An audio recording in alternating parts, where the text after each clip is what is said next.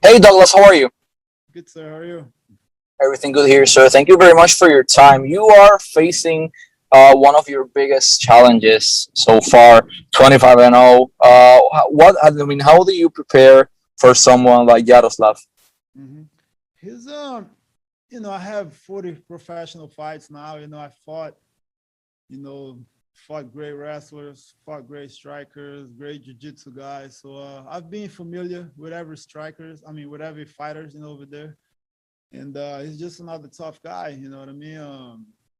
Nothing new to me. He's good. He's good everywhere. He's a good wrestler, good striker. He's good on the ground. So, just prepare like I do for every fight. Of course, every fighter has their strong points, and I got ready, man. I got ready. I took care of my training camp. I focused. I trained really hard for this, and I feel amazing. I feel good. I feel ready to deliver another spectacular finish. Comes Friday night. Hey Yaroslav, you are on the way to the most important fight of your career so far. How important for you, but especially for the nation of Ukraine, is for you to take that title on Friday? Что будет значить для Украины? Что будет значить, да, для тебя? I'm happy, and I think my country happy too because I first champion. If I win, I first champion MMA, big organization. I'm happy because I take this title my mother. I think happy my family, my friend, my team, anything who know me. Thank you to both of you, and good luck on Friday. Thank you, thank you. Hey, Paul. As mentioned before in this call, you were considering. You had some issues there with your question. I don't know if you're able to type it up on screen. I didn't get all of it, but I heard it was something to do with retirement. And I'm just ready to fight on Friday. That is it. I'm ready to fight Friday, ready to entertain, ready to get the win.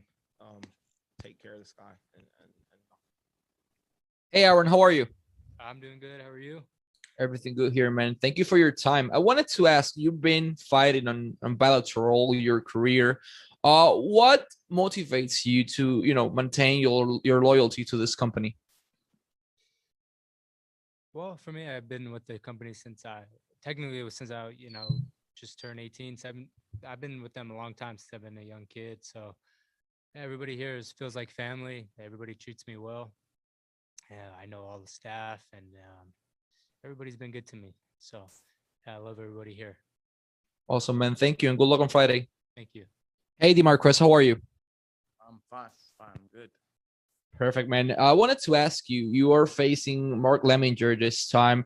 What do you and your corner plan to do to get back on the winning track? Keep my hands up and definitely try to avoid the takedowns. Keep moving on the feet and hit and don't get hit. And how important is this fight for you and your career? Every fight's important for me in my career, and this one's, I want to get a win, under the Bellator banner as a contracted fighter. First time I fought from Bellator, I wasn't a contracted fighter. I just fought on the undercard, and I didn't get a win. So this will mean a lot, what I'm saying, to get a win as a contracted fighter, and also being on Showtime, what I'm saying, back from the pandemic, first fight on the main card, like that's kind of big idea, pretty big. It'll be really, really, good for my career to get a win and, and make a statement. Awesome, brother. Wishing you good luck for Friday.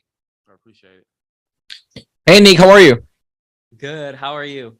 Awesome, brother. I wanted to ask you, you've been active inside the MMA industry for almost 12 years, well, for over 12 years. How do you keep finding the fuel, to continue with that passion in your life? I'm a competitive guy. Ever since I was a little kid, I loved competing. I loved winning. I hated losing. Obviously, you handle it. You take it on the chin and you handle it the right way. But for me, the rush of winning and getting your hand raised, because I wasn't always best. When I started off wrestling, I lost my first 17 matches, and I went on to be all state. And my senior year, I won 53 matches. I went on college, all this. So I know what it's like to be counted out. I know what it's like to lose. So when I got that first like taste of victory, it was something special, and I kind of got addicted to it, you know. And here I am all these years later, still doing it and loving every second of it. Awesome. Thank you, and good luck on Friday. Thank you. Jeff? Jeff Brentley, the Man in the Cage podcast. Nick, 2020 was such a frustrating year for everyone, but especially for you. I count 2 fights that you had canceled. Just how frustrating of a year was it? And then how excited are you to get back into the cage this Friday? I mean, frustrating is a very accurate word, especially considering I feel like I have a lot that I want to show and a lot that I want to prove. And I had these 2 opportunities. I made weight, which isn't necessarily the easiest thing to do for me. And I kind of had the rug yanked out from underneath me. So I'm looking forward to getting out there and fighting. I think that, you know, you're shaped by adversity, and when bad things happen, it's not necessarily the worst thing in the world. It's really how you deal with it. And I've taken everything in stride and used this as motivation to be better, to get better, and to be the best version of myself. Thanks, Nick. Good luck Friday night. Ronald? This is Ronald E. Smith. Nick, I just want to follow up on that. You said that, you know, it's the feeling that you had having the rug yanked right out of you. But who was there for you just to keep your spirits up and just to keep you looking ahead for just brighter days? I mean, really, it comes down to yourself, right? You got to be the one that decides what you want to do. Other people don't decide what kind of path you want to take, what things you want to do with your life. No one can tell you how to feel or what to do. I just stayed positive, stayed motivated, and stayed on the path. I'm a martial artist first, you know, so I'll be training my whole life. Even after I'm done fighting, I'll still be dedicated to progress and getting better and doing things like that. So it wasn't hard for me to get back to training. Last one here. Dylan? Hey there, Nick. Appreciate you making some time. Yeah. I appreciate you having questions for me.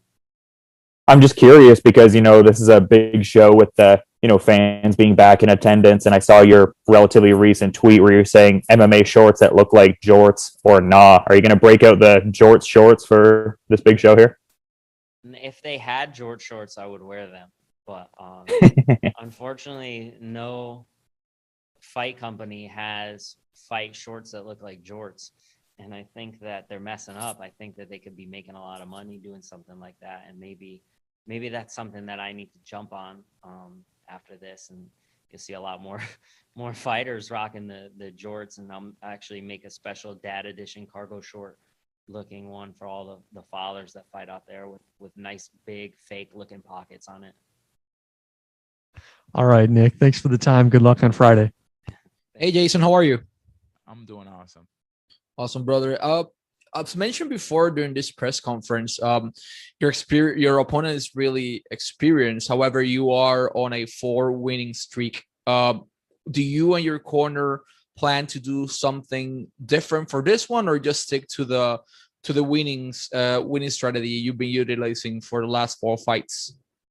Yes, I'm gonna do whatever it takes to win. Definitely, for sure, whatever it takes. I'm definitely planning on being well-rounded.